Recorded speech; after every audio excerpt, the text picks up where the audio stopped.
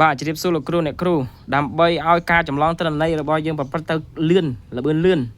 ហើយបើសិនជាយើងចង់កែឲ្យវាបានរហ័សឥឡូវខ្ញុំបានរកតិចនិចឃើញមួយគឺតាមរយៈការ copy ហើយនឹងការប្រើគេហៅថា copy របៀបលឿនហើយឧទាហរណ៍នេះបាទនេះគឺបញ្ជីទាំងមូលដែលខ្ញុំបានបំពេញរួចរាល់ហើយនេះគឺជាផ្នែកទី1ដែលខ្ញុំបានប្រើប្រមុនដើម្បីបំពេញបាទនេះដាក់ឈ្មោះ sheet ហ្នឹងស្មើបញ្ជីសិស្សហើយសញ្ញាឧទាន cell ហ្នឹង B1 អញ្ចឹងនេះឃើញ B1 B1 B11 បានន័យថាវាឈរនៅលើលេខទី11បន្តមកទៀតខ្ញុំអូសចុះមកក្រោមមក5កាឡាអញ្ចឹងទៅគឺទិន្នន័យហ្នឹងវារត់5កាឡាបាទអញ្ចឹងកុំឲ្យ HP value ខ្ញុំចូលទៅតែម្ដងខ្ញុំអនុវត្តជាមួយផ្នែកទី2តែម្ដងអញ្ចឹងអ្នកទាំងអស់គ្នាតាមដានមើលបន្តិចដំបូងឡើយឧទាហរណ៍ថាខ្ញុំអត់មាន part 2 នេះទេខ្ញុំចូលទៅកាត់យកផ្នែកនៃបញ្ជីទាំងមូលរបស់ខ្ញុំយកផ្នែកខាងលើមកបាទ select ផ្នែកខាងលើហ្នឹងមកបាទយក5កាឡាមកដោយសារយើងចង់បញ្ចូលទិន្នន័យម្ដង5អញ្ចឹងយើងយកពាក្យថា copy បន្ទាប់ពីពាក្យថា copy រួចហើយយើងចូលមក sheet ដែលយើងបានកំណត់គឺ part 2 ហ្នឹងរួចហើយយើង control មិនអាចប្រើ control ទេប្រើ mouse ស្ដាំវានឹងចេញការ copy បែបនេះខ្ញុំមិនដឹងថា computer លោកគ្រូអ្នកគ្រូដូចខ្ញុំឬក៏អត់ទេប៉ុន្តែសម្រាប់ computer ខ្ញុំគឺមានការ copy បែបនេះបើសិនជា copy យកតែម្ដងតារាងទិន្នន័យរបស់យើងនឹងវានឹង load អត់តាមតម្រូវការរបស់យើងទេបាទអញ្ចឹងយើងត្រូវបាទ copy របៀបនេះគឺយកផាសតែនេះសញ្ញាមួយនេះសញ្ញាហ្នឹងជាភាសាអង់គ្លេសគេឲ្យឈ្មោះថា keep source colon wise បាទន័យថារក្សាទិន្នន័យហើយនឹងជួអីហ្នឹងដូចដើមបាទផ្សេងទៀតវាខុសពីទិន្នន័យដែលរបស់ចាស់មកអញ្ចឹងมันអាចប្រើការបានទេអញ្ចឹងយើងត្រូវចុចផាសមួយហ្នឹងបាទអញ្ចឹងរាប់វានៅជួរទី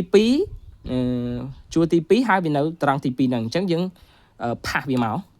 បាទនេះគឺរបៀបហ្នឹងអញ្ចឹងទិន្នន័យហ្នឹងគឺដូចគ្នាបិទតែម្ដងអត់មានខុសគ្នាទេបាទបន្ទាប់ពីហ្នឹងហើយអានេះគឺផ្នែកទី2អញ្ចឹងខ្ញុំត្រូវយកទិន្នន័យចាប់ពីខ្ញុំចូលបញ្ជីសិស្សនេះវិញខ្ញុំត្រូវយកទិន្នន័យពីលេខ6នេះមើលឲ្យឃើញពង្រីកឲ្យធំមើលឃើញឲ្យច្បាស់បាទយកទិន្នន័យពីលេខ6ដល់លេខឧទាហរណ៍ថាលេខ6បាទដល់លេខ10អញ្ចឹងខ្ញុំត្រូវការទិន្នន័យតែប៉ុណ្្នឹងទេដើម្បីកាត់យកអញ្ចឹងខ្ញុំចូលទៅក្នុង Excel បញ្ជី part 2 ហ្នឹងខ្ញុំលុបអានេះចេញrồiហើយខ្ញុំដូរ font អក្សរសិនគឺ Shift Alt មួយមកrồiហើយខ្ញុំចុចសញ្ញាស្មើហើយយើងវាយឈ្មោះបញ្ជីឈ្មោះហ្នឹងខ្ញុំដៃមកជាងខ្ញុំប្រើការ copy តែម្ដងណាបាទ copy អត់បានទៀតបាទឈប់សុំដក clear បាទនេះមើលនេះគឺយើងត្រូវវាយថាអូដៃញ័រទៅត្រឹកចឹងB សញ្ញាស្មើបញ្ជីសិស្សសញ្ញាឧទានB16 បាទចង់បញ្ជាក់ប្រាប់លោកគ្រូអ្នកគ្រូថា B16 ហ្នឹងបាទនេះគឺវាឈរនៅត្រង់នេះគឺអក្សរ B ហើយទិន្នន័យដែលយើងត្រូវការគឺ B នេះលេខ16នេះអញ្ចឹងវារត់កាត់គ្នាអញ្ចឹង B16 នៅត្រង់ហ្នឹងណាអញ្ចឹងដោយសារតែB15 នេះយើងមាននៅក្នុងផ្នែកទី1ហើយអញ្ចឹងយើងត្រូវការ B16 នេះបាទអញ្ចឹងយើងត្រឡប់មក part 2 វិញមកបាទនេះ B16 គឺបាទនេះអញ្ចឹងមកចូលមកឈ្មោះហ្នឹងអញ្ចឹងបាទហើយយើងចូលទៅក្នុងហ្នឹងហើយយើង select លើវាrồiហើយយើងដាក់ម៉ៅរបស់យើងឲ្យចេញពណ៌ខ្មៅអញ្ចឹងមកហើយអូសចុះក្រោមបាទអូសចុះក្រោមមកបាទនេះទិន្នន័យគឺប្រែប្រួលទាំងអស់តារាងផ្សេងទៀតគឺដូចគ្នាហើយក្នុងយើងអាចប្រើការ copy ផាសយកតែម្ដងទៅ control C control V រហូតទៅបាទនៅត្រង់នេះសំទោសនៅពេលដែលជួបបញ្ហានេះយើង control Z មកវិញមក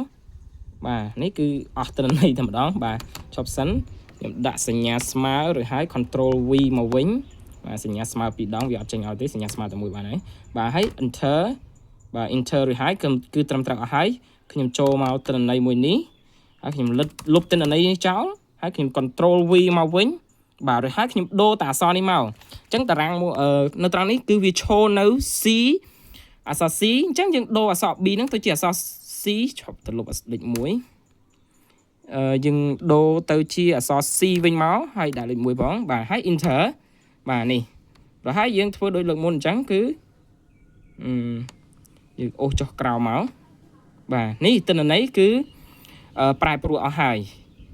ហេតុអីបានត្រូវធ្វើបែបហ្នឹងគឺដើម្បីងាយស្រួលបើសិនជាខុសយើងកែតែមួយគឺអាផ្សេងទៀតក៏កែដូចគ្នាដែរបាទវីដេអូប៉ុណ្ណឹង5នាទីបើមិនយល់ត្រង់ណាសូមមើលវីដេអូហ្នឹងឲ្យច្រើនឬក៏សួរផ្ទាល់ក៏បានដែរបាទអរគុណច្រើន